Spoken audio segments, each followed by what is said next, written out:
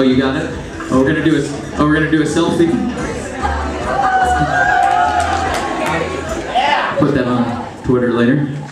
Okay, now this is a good one for you here, Kale. I thought about this one a lot. If you could have dinner with any singer, living or dead, what are you gonna order to eat, and why did you pick that? Spaghetti, because it's possibly the most messy thing you can eat. And it'd be with Beyonce, so... Spaghetti with Beyonce.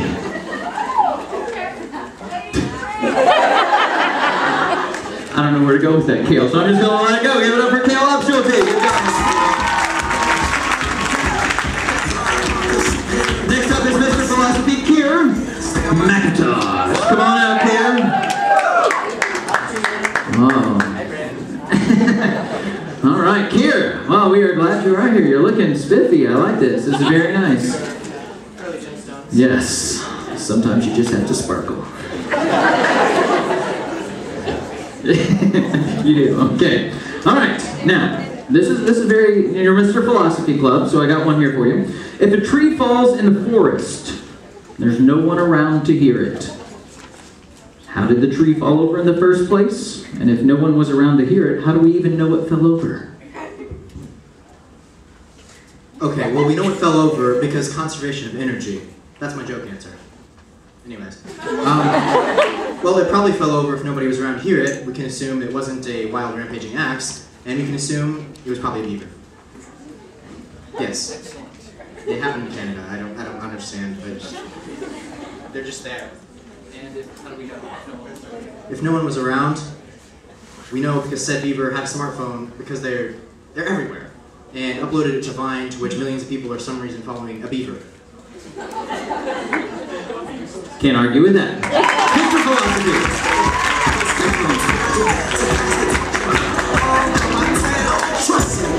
Next up, Mr. Show Choir, Cody Cobb. Come on out.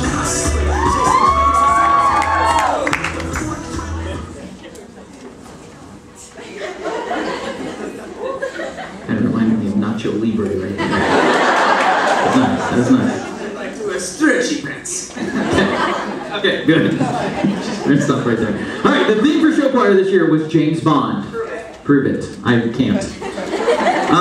What James Bond villain would most represent your personality, and why? That is a very good question, but I think the real issue is starving children in Africa. Am I right? Starving children in Africa? No!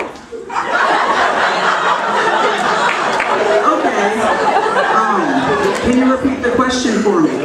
Because I was rudely interrupted. James Bond villain, which one most represents your personality?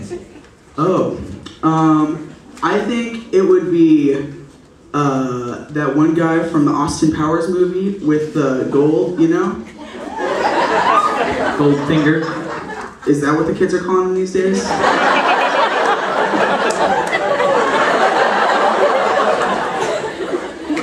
Any particular reason why that one? Oh, you know why. Mr. Cody Cobb!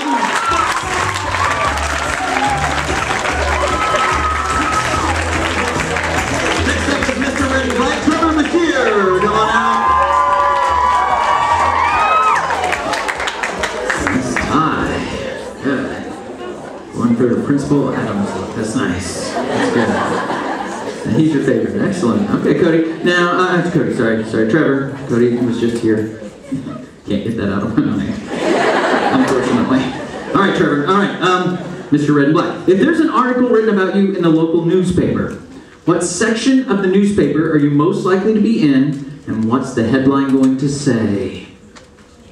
Okay, I would probably say the features section, and it would be featured. The headline would be "Local Man Saves Otters."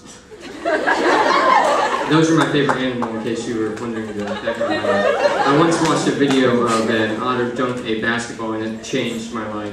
Ever since then, I've really tried hard in school and everything. So, Eddie the Otter, YouTube. Mr. Trevor Bashir.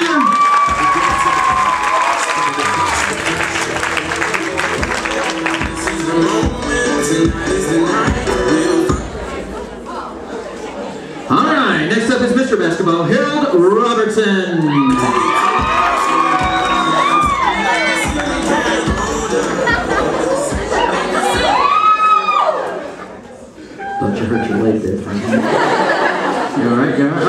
Trevor. Oh, excellent. Trevor was just here. He did a fine job. Now it's your turn, Mr. Basketball. I got a question for you. Let's pretend for a moment you're playing basketball with LeBron James. All right. What I want to know is what cologne is he wearing, and why do you like it so much? Well, I think he's wearing his cologne is, again, it goes along with his hairline, you know, because it's like way up there, so I think it's called Fly Away. And I like it so much just because, you know, it smells great. It just attracts all the women. I just love it. It attracts all the women, and you love it. If you say so. All right, Mr. Hill Robertson. Yeah.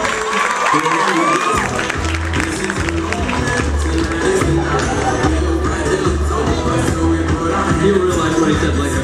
Mr. Symphonic Orchestra, Patrick Ordway, come on up. Good job, Patrick. All right, excellent. You're looking here. Let me fix your collar there for you. There you go. You're welcome. I want you to look fly. Stop doing that.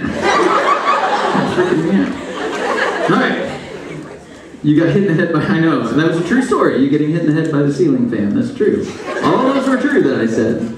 Can't give blood because you don't weigh enough. Yeah, it's absolutely true. Well, I thought of something, you know, I just was sitting there earlier today, you were in class, and I thought of this one for you. If you were a drug dog, what drug are you searching for, and why did you choose that drug? I was in class today.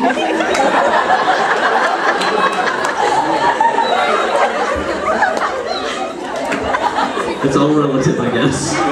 Okay, so what drug are you looking for as a drug dog? And it doesn't have to be a drug. I guess it could be some other type of dog if you're looking at it. I would think drug dog, what are you looking for? You can hold it out. Your love, because your love is my drug.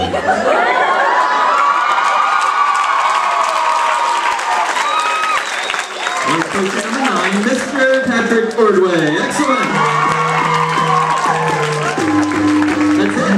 Just one question. What's that?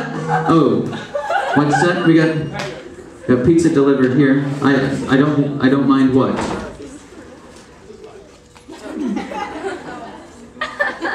No, I don't. No, this is. I didn't know Little Caesars delivered. It's new. Okay. All right. So you can go now.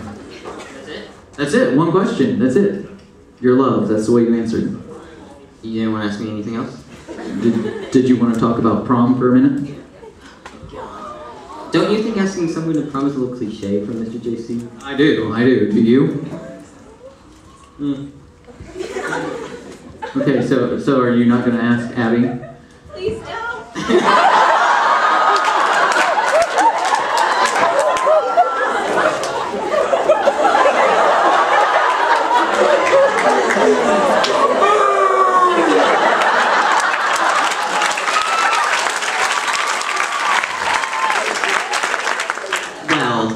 I am already spoken for. But Abby, will you do me the pleasure in third wheeling at prom with me? Maybe next year. Super senior prom with us. Mr. Patrick Ordway.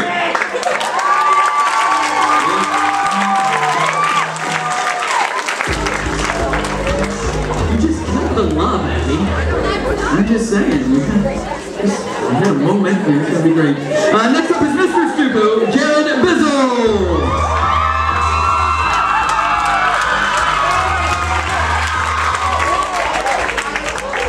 Nice coat. Get that somewhere special? Lisa's closet. Lisa. Oh, nice. That's nice. All right, Mr. Bizzle. You just hit a cow while driving 60 miles per hour in a Prius. The police have arrived. Your job's to tell them what just happened. Okay. So you see, I drive a very small car. I drive a little Eclipse. Okay, I'm driving 60. I'm guessing I'm probably just now getting on the highway, coming across the bridge. Okay, there's a field off on my right. There's an airport, but there's a cow running from the airplane to try to escape because it knows it's about to go to a slaughterhouse. So it's running. It's majestically galloping across. Jumps across the median, comes across the highway, and I hit it. I hit it so low, I hit it in the legs, but it flips. It flips, it lands, it slides, it becomes hot from the friction.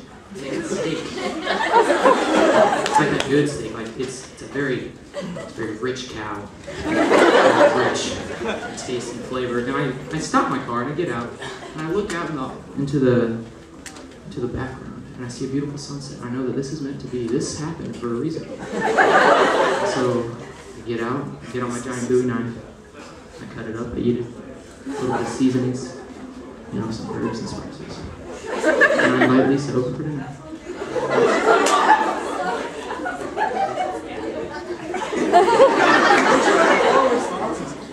What?